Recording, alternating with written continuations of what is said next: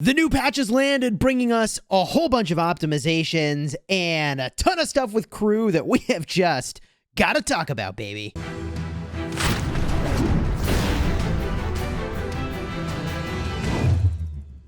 Hello, my friends, and welcome back. I'm Chisgule Gaming, and this video is sponsored by the makers of Infinite Galaxy. Today, we're reviewing the latest and greatest update to the game, which brings some massive changes. There's a ton to talk about, so I'll move through these pretty quickly. The first thing you'll notice is that when you log in, you have to set your crew presets. And by the way, there are now more crew presets available, which is pretty freaking sweet. You'll get even more at higher levels of VIP, but heck, 2 or 3 presets is kind of all you need to get the job done, I would think, for the most part. Maybe later we'll wish we had more.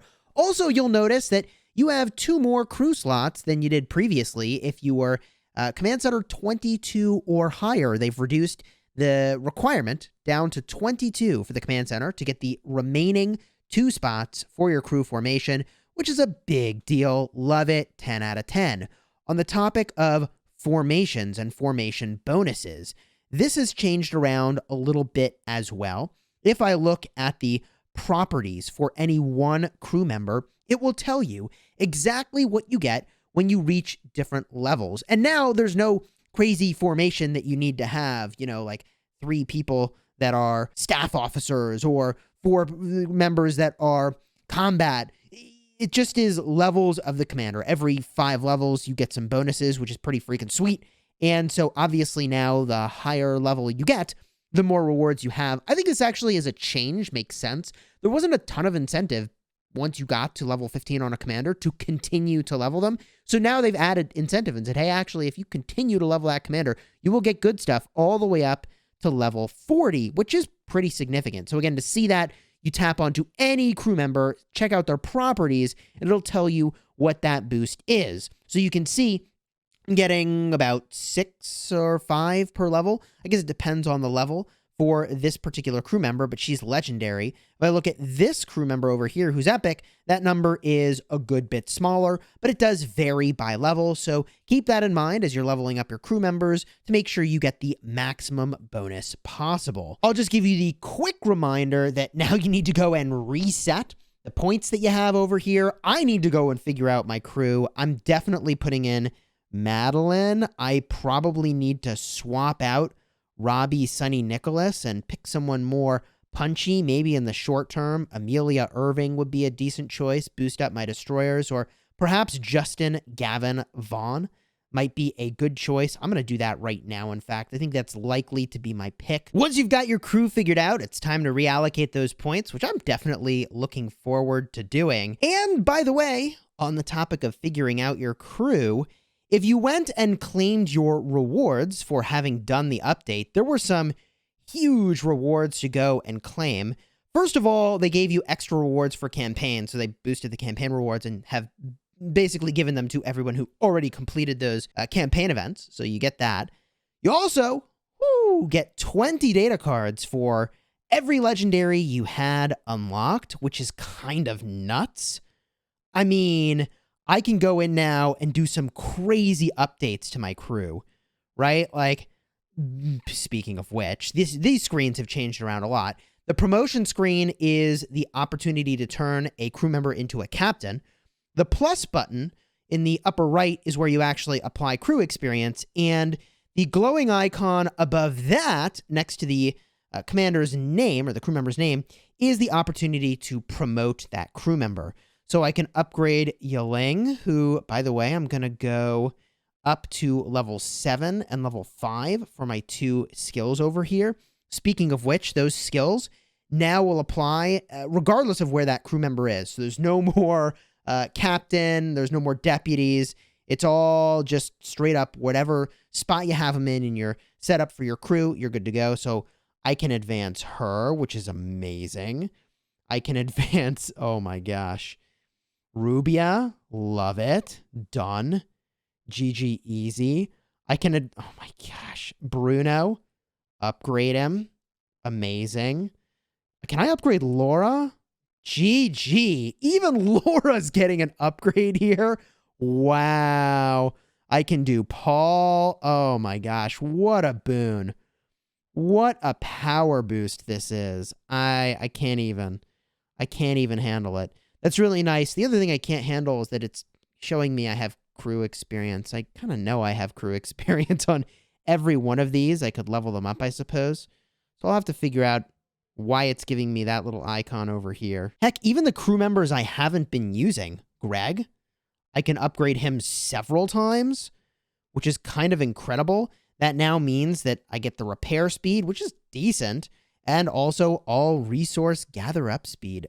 I mean, I should consider whether or not Greg or Bolt ultimately make their way into my lineup, because now I've got them at some pretty decent advanced levels. And if you wanted to advance your crew members even more, you'd go to Recruit Crew, and you'll notice this has changed as well. They've changed out the Spaceport prestige items to the Rebel citation devices. I think that 1-for-1 is a little bit easier to understand. One device for one recruitment kind of makes sense to me.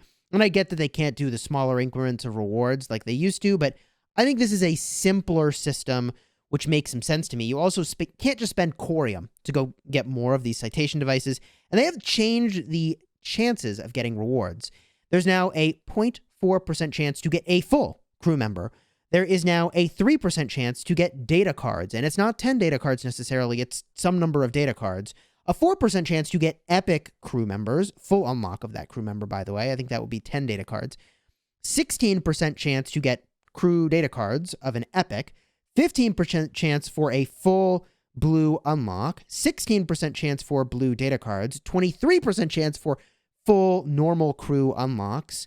And then there's a 22.5% drop rate for extra crew experience. Now, I don't quite understand exactly how this works, so I'm just going to smash the Recruit Crew 10 times button. Also, when I recruit 30 or more times, I get an epic or legendary. So let's just figure out exactly how that works. 10 recruitments. Ooh, okay. Full blue. Thank you. Confirm it. Okay. So you can see how that worked. I'm getting epics way, way, way more frequently than I used to. But the number of data cards I'm getting is also way, way lower. So I can't actually tell you, like, am I getting more rewards or not yet? I'd really have to do more recruitments to understand this system better. But let's recruit again and see how it goes. 700 crew experience. Wow. So getting crew experience is actually possibly harder now than it was before. I mean, at least before when I did a recruitment of 5, I was guaranteed crew experience with the crew data cards that I was getting. So I think it's logical-ish that they're giving me more like stepping stone upgrades for my data cards. Like it kind of makes like the whole incremented of 10 thing. I don't know. I get why they're going in the smaller numbers now, but the crew experience is a really tricky one. I wonder if there are more ways to get crew experience. I mean, the weird thing about crew experience in this game, and I know they work on one thing at a time, is that there's not really a way to actually go and get it by virtue of, like doing more stuff. Like you don't get crew experience when you battle pirates, right? You do get crew experience from the training base. I get that. And there's some things that you can get crew experience, but I don't know. There's like not a ton of repeatable stuff you can do to get boatloads of crew experience. Unless, I don't know, maybe I'm missing something. Let me recruit again and see how I do here. 3 epics. Oh, full blue. Logistics officer. Okay. Okay, a couple more epics. Cool. I think I see how this works now, and when I smash the OK button, I have, a little thing I can click over here. So what happens when I tap this? Ooh, full epic. Ooh, Michael Flamingo. Hey, okay. So this, I guess, counteracts what feels to me like maybe less. Wait, I can recruit again. This is just a one. That's probably just a one-time. That's not recruiting from the epic list, is it? Oh, I got 2 epics. I don't think this is just recruiting from the epic list. Yeah, okay. All right. Those are just single recruits. Yeah, and it's 28 more to go. So I could do this again just to show you exactly kind of how that works and what my chances are and how I make out here. Well, I did get 1 legendary there, but like, I don't know. 1 legendary blueprint is a lot less exciting than, ooh, the 10. The 10 from a full unlock. So at least we know the chances of getting a full unlock are low on a legendary, like they were before. But okay, cool. It's definitely interesting to see how the system works. How do I feel about it? Do I think it's better or not? I definitely need to play around with it a little bit more. I think I can intuitively understand kind of why they've started to move in this direction. And this is probably a more simple system overall. I'm just going to have to get used to it. Captain Goodman, good to see you. Dang. Yeah, I definitely like the guaranteed full epic unlock. That in and of itself for 30 recruits is actually super awesome. That I'm really liking. This right over here, I'm actually really liking this a lot. That, I mean, I may be able to get a few crew upgrades just off of that. I'll deal with this later. Okay, so other stuff has also changed, by the way. And to show you all of that, I'm going to go into the patch notes, and we'll just talk about those very, very briefly. So we know that there are going to be a bunch of changes rolling out for flagships, crew members, the ability to reset some flagships, the ability to reset some crew members over the course of the next few weeks. You're going to want to be on the lookout for that. They've changed the sequence of events, or not the sequence of events, but the events that are in the sequence as your nebula gets older and older, which is fine for really old nebulas. That's not going to matter all that much. They reduced the time and resources needed to repair spaceships, level 2 or above. I assume that's warships. Maybe that's also flagships, but that's freaking awesome. Increase the initial movement speed of all flagships and spaceships without tech bonuses. That's amazing. I can't tell you. Like, I spend a lot of time. You know, I just sit there and I watch for 50 seconds as I go to a pirate and 50 seconds as I make my way back. The movement speed is kind of a big deal. They've also added War Mania. This is also a big deal where you can't actually use a peace shield for some period of time after you've taken an aggression action against another player. Residual asteroids, which haven't been completely gathered, will refresh and reset even faster. Hallelujah. Nobody wants to see an asteroid with 2,000 resources left and it's just sitting there forever and ever. They have also made it so that when Alliance buildings or spaceports are burning, the speed of hit point reduction has been slowed down. Increase the time duration of the trigger burning effect after you have been attacked every time, but the burning has been adjusted to 2 hours. Okay, that's interesting. I think that means that it will end faster, actually. Optimized the recruit crew feature. We just looked at that. Okay, we talked about, I think, the majority of this crew stuff already because it was such a big deal. They adjusted the values of Expand Dock Tech and Expand Dock 2 from level 5 to level 1, and the total effect of the tech won't change. Okay, so they changed the research tree, but for no actual impact to most players, and they sent back resources that you spent researching that stuff. Optimize the rewards for campaign. We saw that. We had a ton of Hercules blueprints in our inbox there. They've also reduced the difficulty of Imperial fortresses, Stargates, Aegean Stargates. This ratio of ships that need repair for attacking star platforms, amazing. Those are all very good changes. I mean, people don't want to attack the star platform because they get basically no reward and they can just mooch off the other players in the Alliance. This will probably reduce that mooching that's going on. Adjusted the conditions for unlocking the outfitting factory from spaceport level 7 to 10. So they increased that. That's interesting.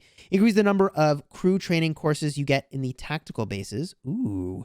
And defend the galaxy and other gameplay. So that's nice. Increase the number of Rebel citation device items and reduce the number of core module chips in the rewards for the daily mission. Okay. I mean, I thought core module chips were kind of nice too. Marauders level 10 or lower and Campaign Simulation Wave 1 will no longer drop outfitting blueprints and materials. That makes sense because you have to be 10 now to get the outfitting factory.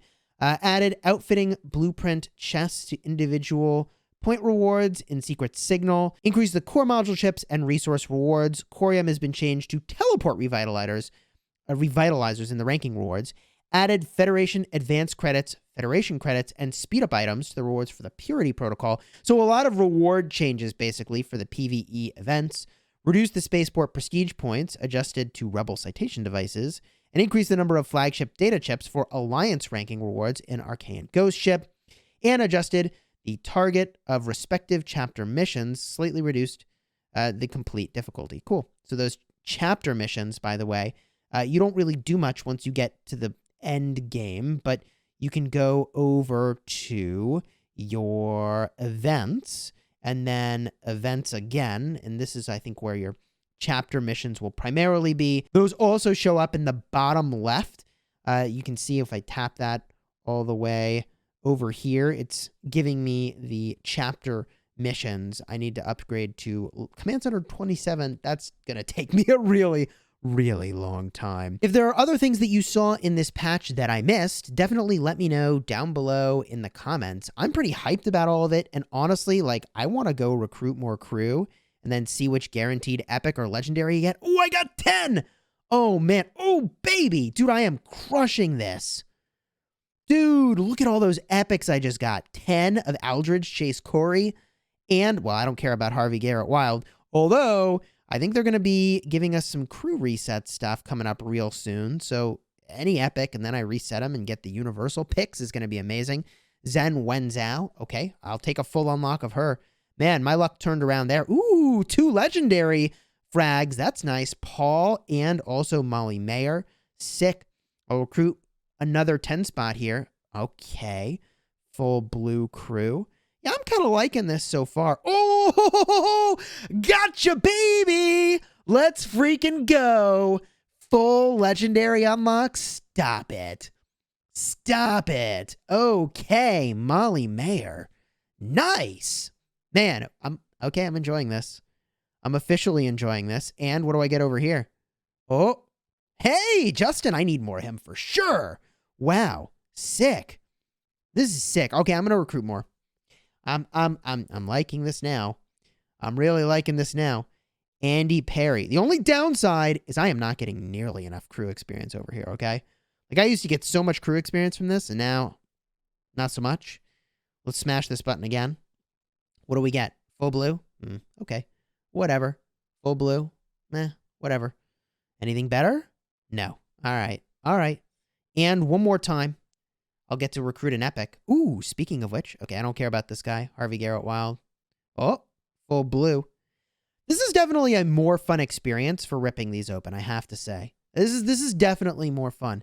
Because there's like a moment when it's transitioning to that screen where you get the full unlock, where you're like, ooh, what rarity did I get? So that's definitely enjoyable. And, okay, Lieutenant Freeman, I don't care about him too much. Nice. If you enjoyed this video, throw a like on here, consider subscribing. And until next time, you have fun smashing your nebula.